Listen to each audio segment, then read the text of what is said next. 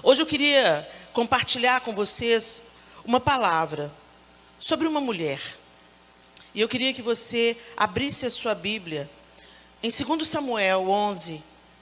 E nós vamos ler de 1 a 5. 2 Samuel, capítulo 11. E eu vou usar a linguagem NVI. E nós vamos ler do verso 1 ao verso 5. O texto bíblico diz assim: na primavera, época em que os reis saíam para a guerra, Davi enviou para a batalha Joabe com seus oficiais e todo o exército de Israel. E eles derrotaram os amonitas e cercaram Rabá. Mas Davi permaneceu em Jerusalém. Uma tarde, Davi levantou-se da cama e foi passear pelo terraço do palácio. Do terraço, viu uma mulher muito bonita tomando banho e mandou alguém procurar saber quem era. Disseram-lhe: é Betseba, filha de Eliã e mulher de Urias, o hitita. Davi mandou que a trouxessem e se deitou com ela, que havia acabado de se purificar da impureza da sua menstruação. Depois voltou para casa. A mulher engravidou e mandou um recado a Davi dizendo que estava grávida. A gente conhece essa história tão constrangedora, esse capítulo tão constrangedor na vida do rei Davi. E esse capítulo certamente nos ensina muitíssimo. Ele começa dizendo assim que na primavera, época em que os reis saíam para a guerra, Davi estava em casa. O que Davi estava fazendo em casa quando ele devia estar na guerra com os reis? Às vezes a gente ocupa alguns lugares na nossa vida, algumas posições na nossa vida, ou a gente vive um tempo de aparente bonança e tranquilidade, e a gente pensa que a gente pode declinar. A gente pensa que a gente pode se distrair. A gente pensa que a gente pode baixar a guarda, baixar as nossas armas. E a gente aprende muito nesse capítulo, nessa catástrofe que acontece na vida de Davi. Mas eu queria falar hoje de Betseba. Porque eu já ouvi muitas pregações falando sobre Betseba. Já vi questionando o que ela estava fazendo, tomando banho. E algumas pessoas equivocadamente falam: que ela foi tomar banho no terraço? Não, quem estava no terraço era Davi. Nenhum texto, nenhuma tradução diz que Betseba estava no terraço, ou estava no lugar para se deixar ver nua. O texto diz que ela estava tomando banho, mas do lugar onde Davi estava, e quem já foi a Jerusalém e conhece a cidade de Davi, a gente sabe que onde estava o castelo, tudo fica embaixo, dá para ver tudo de lá de cima. Então, era só chegar no terraço. Pode acontecer da gente ver uma cena que a gente não quer ver? Pode acontecer. Uma coisa é você deixar os seus olhos ali. Outra coisa é você... Ops! Davi tinha tantas esposas. Ele estava no lugar errado. Ele estava no lugar errado. Era ele quem estava no lugar errado. Ele devia estar com seu exército na batalha. Mas ele estava no terraço. E quando ele chega no terraço do lugar privilegiado e alto onde ele estava, onde certamente nenhuma outra pessoa deveria estar, porque o terraço do rei devia ser algo mais privativo, ele vê uma mulher se banhando. E eu já cansei de ver pessoas culpando Betseba. Eu confesso a vocês que por um tempo na minha vida, eu acreditei nisso. Mas é por isso que é importante a gente ler as Escrituras e deixar Deus falar conosco através delas. Aconteceu esse equívoco, Betseba engravida. Ah, mas Helena, Betseba podia ter se negado. Gente, não é tão simples a gente pensar na perspectiva de Betseba, debaixo de um pensamento ocidental, debaixo de um pensamento cultural que nós vivemos hoje, onde a mulher tem idas e vindas, toma suas decisões e qualquer coisa chama a Maria da Penha. Não é assim, não era assim na época. As mulheres eram consideradas produtos. E se o rei era considerado o dono de tudo. Gente, quando ele procurou saber quem era a mulher, ele já sabia de quem era a mulher. Urias era um dos seus valentes mais fiéis. Então, simplesmente pela informação de que ela era mulher de Urias, mesmo que ele tivesse tomado pelo seu desejo, já era motivo para ele recuar. Epa, ela não é solteira e epa, 2 vezes, porque ela é mulher de Urias, que ombrou comigo, que andou comigo, que está lutando a minha batalha. Mas a grande revelação que eu tive aqui sobre Betseba veio no capítulo 12. Vira a página aí e vai comigo para o capítulo 12.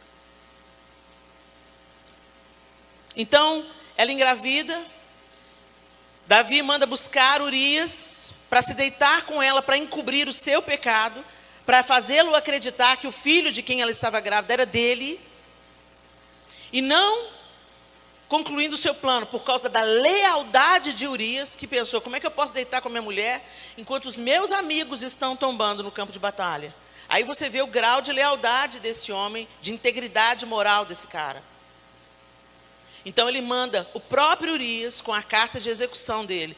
Gente, eu acho lindo como o Senhor, ele não esconde, ele não põe pano quente, apesar de Davi ser um homem segundo o coração de Deus, e ele é. E o que faz de Davi ser um homem segundo o coração de Deus, Helena, depois dessa história absurda, a capacidade de se arrepender. Porque Saul pecou muito menos, mas quando Samuel veio exortar Saul, ele falou, não, mas e ele ficava se justificando, ele nunca ia para o arrependimento, ele nunca falava, minha seja a culpa, que caia sobre mim a culpa. Davi, a gente vê vários episódios de Davi assumindo a responsabilidade do seu erro e se arrependendo genuinamente. E é isso que fazia. Deus não nos ama porque somos infalíveis. Gente, nós não somos capazes. Mas em Cristo somos capacitados e fortalecidos a viver uma vida de santificação dia após dia. Mas o que é lindo é que o Senhor não coloca panos quentes e Ele deixa latente a nossa humanidade e a nossa dependência dEle. Ou seja, se você não estiver conectado em mim, você vai cair. Se você não estiver ligado em mim, se você não se alimentar de mim, se você não parar para me contemplar, você vai se tornar semelhante a qualquer outra coisa que você contempla.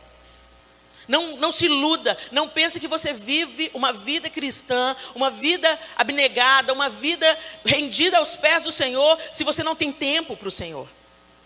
Se você não tem a consciência da presença de Deus no seu dia a dia, permeando todas as áreas da sua vida.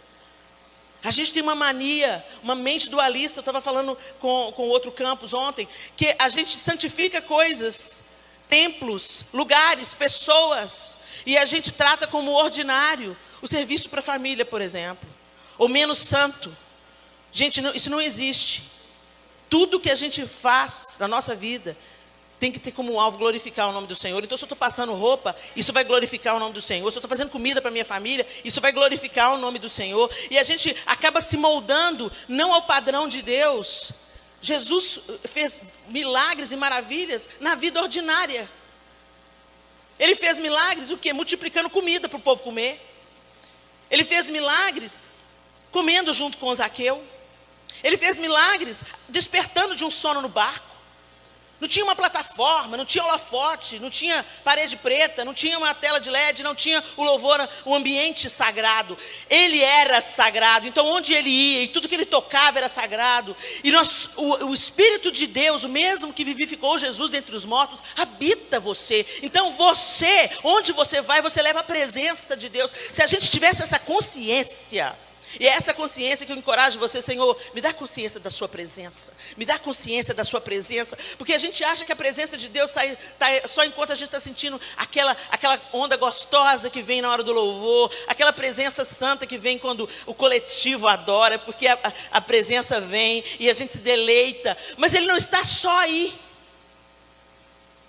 Às vezes a gente espera como Elias, Deus no estrondo, Deus na tempestade, Deus nas coisas grandiosas, e Deus está no sussurro. Então que a sua espiritualidade, ela não seja uma espiritualidade fake, baseada apenas em congressos ou em momentos no culto.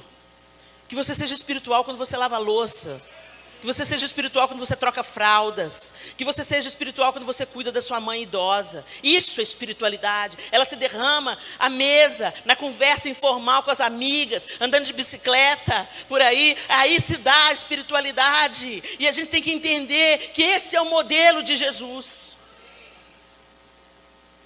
E a gente tem que entrar nesse relacionamento íntimo e pessoal com Ele. E através disso Ele vai se derramando através das nossas vidas. Vamos voltar aqui. Urias foi carregando sua própria condenação. E foi por causa desse sangue que Davi não pôde construir o templo. Quando Deus fala para Davi que a mão dele era cheia de sangue, não era o sangue de Golias, não era o sangue dos filisteus que Deus estava se referindo. Deus estava se referindo ao sangue de Urias. E aí acontece toda a tragédia, Urias é assassinado, Betseba está grávida, o filho nasce, o filho está doente. E aí no capítulo 12, e o Senhor enviou a Davi o profeta Natã. Ao chegar ele disse a Davi: 2 homens viviam numa cidade, um era rico e o outro pobre. O rico possuía muitas ovelhas e bois, mas o pobre nada tinha, senão uma cordeirinha que havia comprado.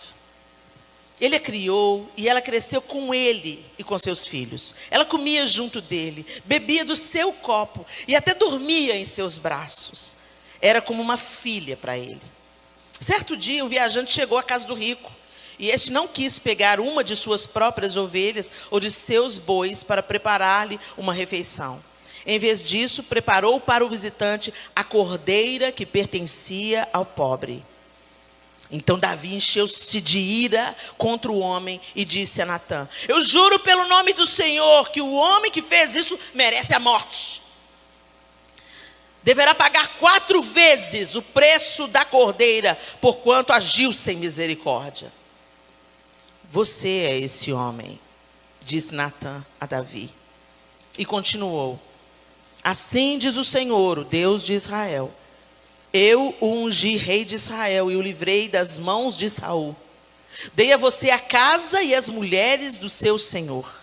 Dei a você a nação de Israel e Judá. E se tudo isso não fosse suficiente, eu teria dado mais ainda. Porque você desprezou a palavra do Senhor, fazendo o que ele reprova? Você matou Urias, o hitita, com a espada dos amonitas e ficou com a mulher dele. Por isso, a espada nunca se afastará de sua família, pois você me desprezou e tomou a mulher de Urias, o hitita, para ser sua mulher.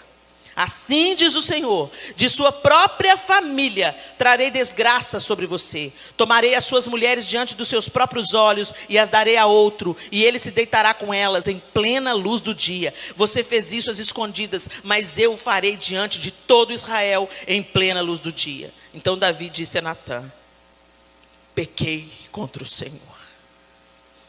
E Natã respondeu: o Senhor perdoou o seu pecado, você não morrerá. Entretanto, uma vez que você insultou o Senhor, o menino morrerá. Vamos até aí. O menino morreu. Mas depois, quando a gente continua lendo o texto, aí ainda em Samuel, capítulo 12, lá embaixo, Davi ora, pede a Deus para salvar a criança. Deus não salva a criança. Ele então, a criança morre, ele se levanta, lava o rosto e vida que segue. E no verso 24 diz assim: depois Davi consolou sua mulher Betseba e deitou-se com ela. E ela teve um menino, a quem Davi deu o nome de Salomão. O Senhor o amou e enviou o profeta Natã com uma mensagem a Davi. E Natã deu ao menino o nome de Gedidias. Presta atenção. A mulher que muitas pessoas chamavam de provocadora, Deus chamou de cordeirinha. Deus sabia da inocência do coração de Betseba. Deus sabia que ela não era conivente com aquele pecado. E que ela foi como Jesus, como ovelha muda perante os seus tosqueadores. Não tinha o que fazer. Mas Deus contemplou o coração de Betseba. E ele envia Natã como a sua voz, como a sua boca, até Davi, e conta essa história. E nessa história, Deus compara Betseba a uma cordeirinha. E Deus intervém em favor de Betseba. Por que você está falando isso, Helena? Porque do ventre dela, Deus suscitou o sucessor de Davi. O sucessor de Davi não foram nenhum dos outros filhos. Houveram outros filhos. E em 1 Reis, capítulo 1, é descrito até que um de seus filhos queria já assumir o trono. Davi ainda não tinha morrido, mas Betseba já tinha recebido a promessa de que o filho dela, Salomão, iria reinar como sucessor. E entra na cena novamente o profeta Natã, instruindo Betseba como ela deveria agir. Ela vai e relata a Davi tudo o que estava acontecendo. E Davi, então, coloca Salomão como rei. E a gente já conhece a história de Salomão, como Deus o abençoou, como Deus prosperou Israel debaixo do governo de Salomão, a despeito do final dele, onde ele se contamina com as idolatrias. Deus levantou Salomão, e quando ele pergunta para Salomão: o que você quer que eu faça para você reinar? Me dê sabedoria. E Deus fala com ele: porque você me pediu sabedoria, eu vou te dar sabedoria, e eu também vou te dar muitas riquezas. E o mundo inteiro vinha, os reis de todos os reinos vinham para se aconselhar e para ouvir, para se deslumbrar da sabedoria que vinha de Deus para a vida de Salomão. E ali ele reinou por 40 anos com grande êxito. Deus levantaria do ventre de uma mulher impura o sucessor de Davi, na linhagem do Messias? Gente, quando a gente vai lendo a Bíblia, a gente vai ficando chocado. Quem fala que Deus é machista, nunca leu a Bíblia. Quando a gente lê a Bíblia, a gente fica perplexa diante das costuras que Deus faz e das pessoas que Ele inclui na linhagem que antecede o Messias. Você pode se lembrar da história de Tamar. Tamar se casou, o marido morreu, se casou com o irmão dele, ele não quis suscitar descendência ao irmão, Deus o matou.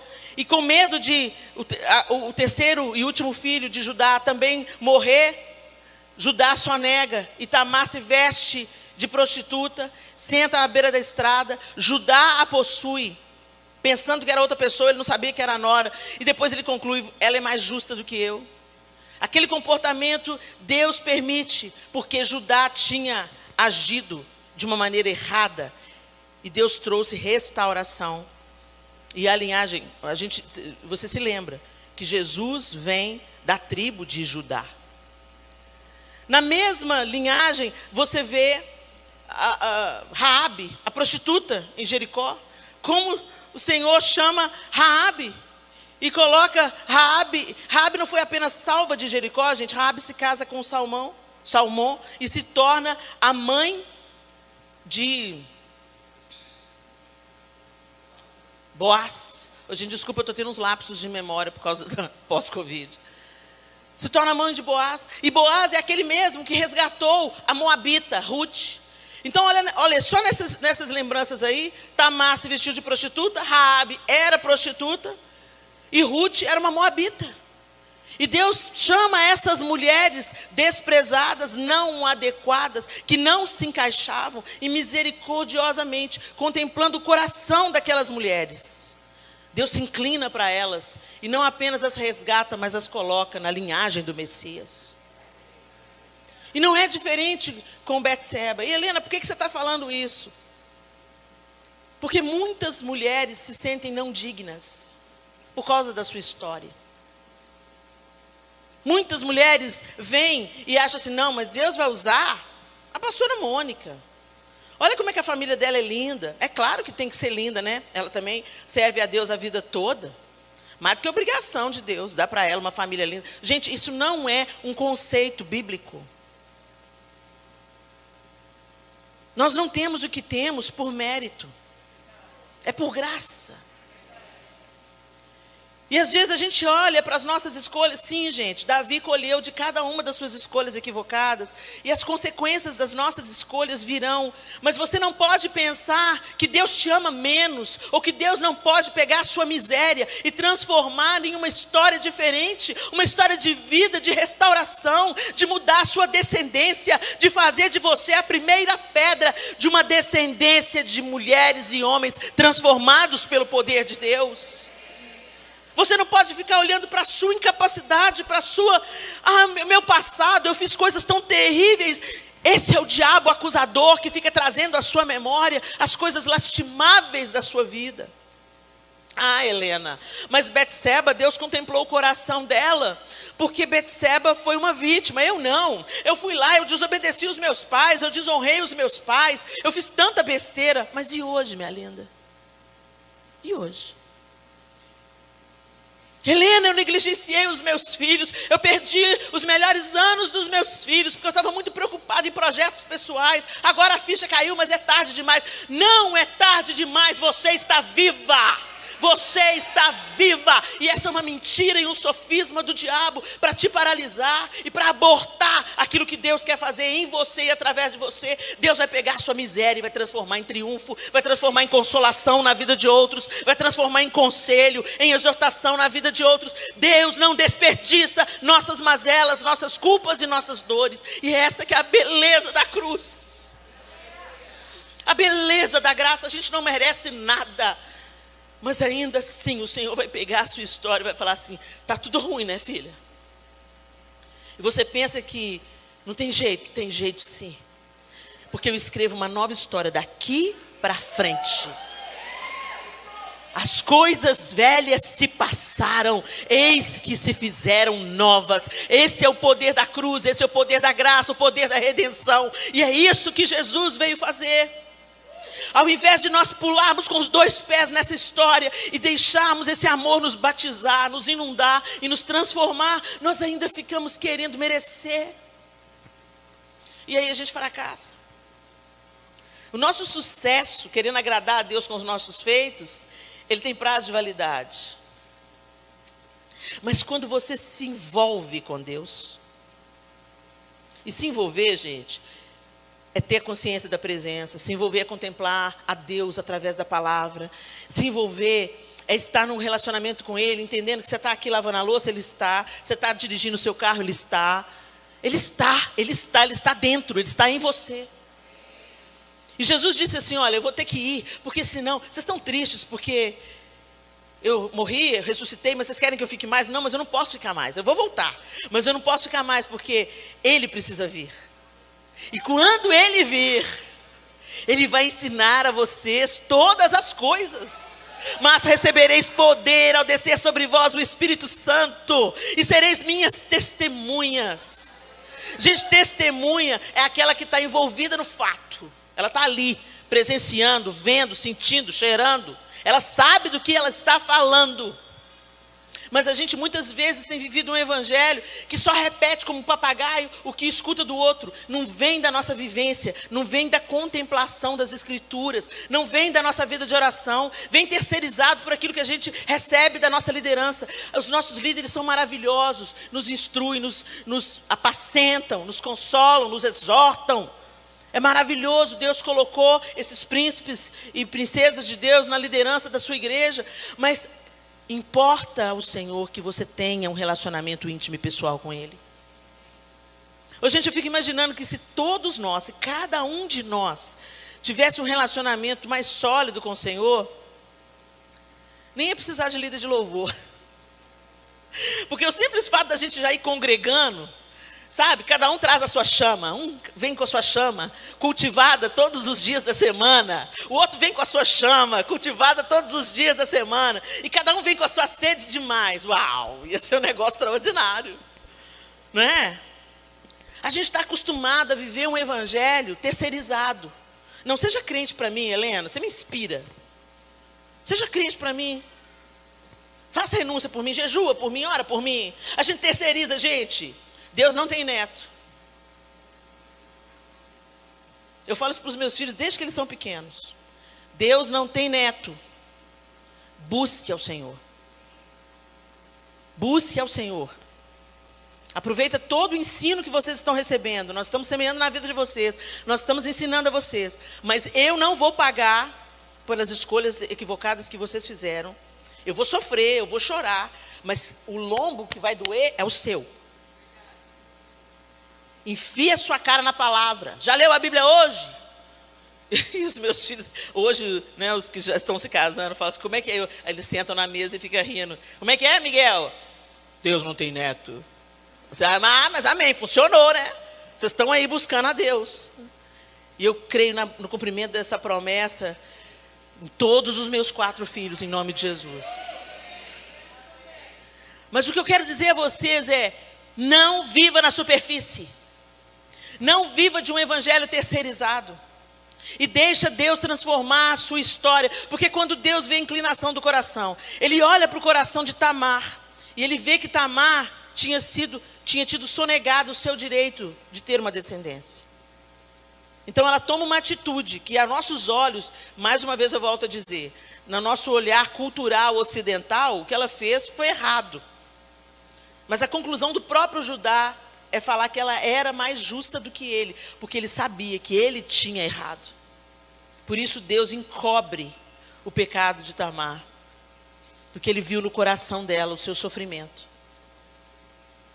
A mesma coisa ele faz com Raabe. Quando Raabe fica aterrorizada porque Israel vai tomar Jericó, ela chama os espias, ela esconde os espias e ela fala, porque eu sei que há Deus em cima no céu e há Deus embaixo na terra. Gente, quando ela faz essa confissão, ela não sabia, mas ela estava salvando ela e toda a sua casa.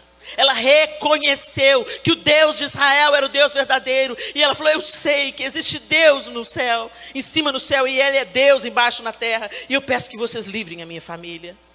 Deus não levou em conta o passado dela, ou o título que ela ostentava. Ela era prostituta, quantos homens tinham passado pela cama dela. Isso não interessava a Deus. Ruth, a moabita. Os moabitas eram um povo inimigo de Israel. Mas Deus vê o coração daquela nora abnegada, que não deixa sozinha Noemi, e diz para ela aquela poesia bíblica, onde quer que tu fores, irei também, onde quer que morreres, também morrerei. O teu povo é o meu povo, e o teu Deus é o meu Deus. E Betseba, o que ela orou no coraçãozinho dela? A gente não sabe, a Bíblia não diz. Mas Deus contemplou a aflição daquele coração e disse, cordeirinha, eu vou te fazer mãe do rei mais influente de Israel antes do Messias. Não interessa o que você está passando até aqui, minha linda. Não interessa as acusações que o diabo tem colocado. Deus quer escrever uma nova história, mas eu tenho que te dizer o que vai no seu coração. Interessa a Deus o clamor do coração, o reconhecimento. Vocês notaram nas mulheres que eu citei aqui, que todas elas proclamavam, todas elas criam, todas elas tiveram um coração inclinado a Deus. Será que o seu está inclinado a Deus? Ou será que você só está vivendo a vida na igreja? Nessa pandemia, muitas pessoas deixaram de frequentar a igreja. Ai, mas aconteceu por causa da pandemia? Não. Não foi por causa da pandemia que aconteceu. A crise, ela só revela o que está dentro. Você só derrama. Quando sacode o copo, ele derrama o que está dentro. O que vem para fora é o que já está dentro. E eu quero deixar esse pensamento no seu coração. O que está dentro? Será que você tem buscado de Deus solução, estratégia? Deus, a minha história está toda destruída, mas eu sei que há Deus no céu e embaixo na terra. O Senhor mudou a história de Raabe, o Senhor mudou a história de Betseba, o Senhor mudou a história de Tamar, o Senhor mudou a história de Ruth. E eu estou aqui na fila, Senhor, o Senhor também pode mudar a minha história. Faça o que o Senhor quiser na minha vida. Muda a história da minha descendência. Me levanta, Senhor, para anunciar os teus feitos à próxima geração. Me levanta, Senhor, e faz dos meus equívocos ferramentas para a glória do Senhor. Feche os seus olhos. Oh Deus, contempla o nosso coração. Será que você pode espiar a sua própria história?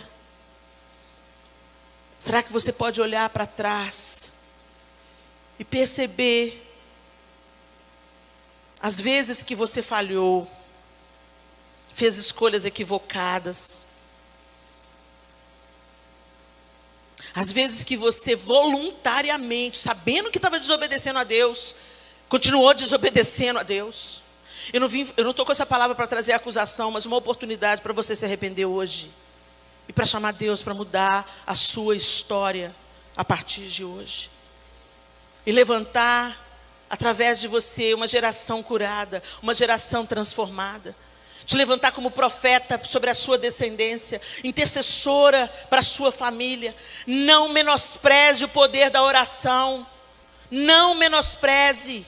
Eu tenho aprendido com a Camila Barros, né, que não tem lixão no céu.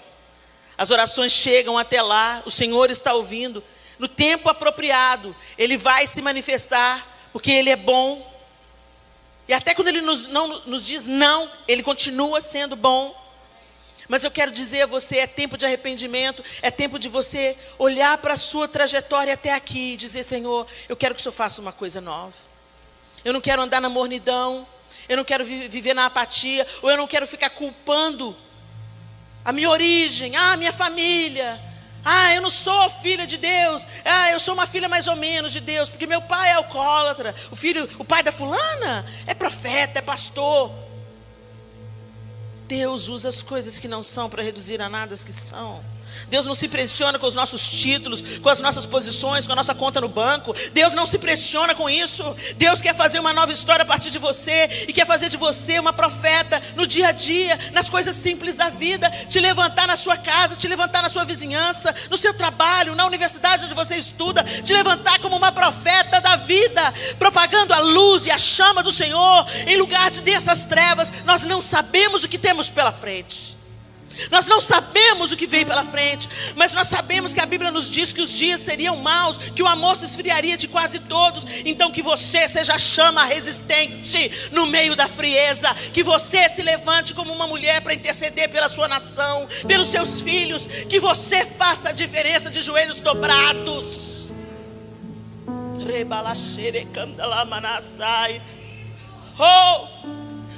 Levanta, mulher.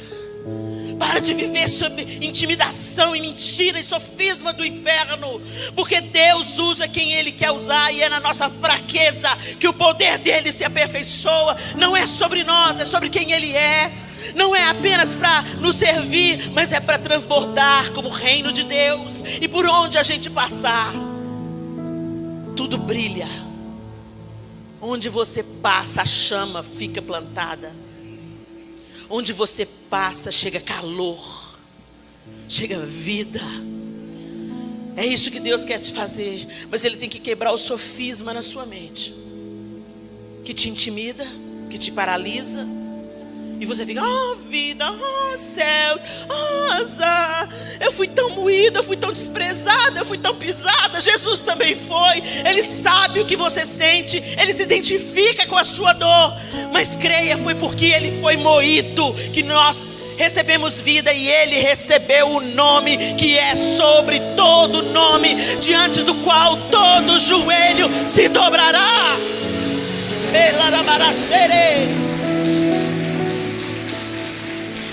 Não tema a humilhação.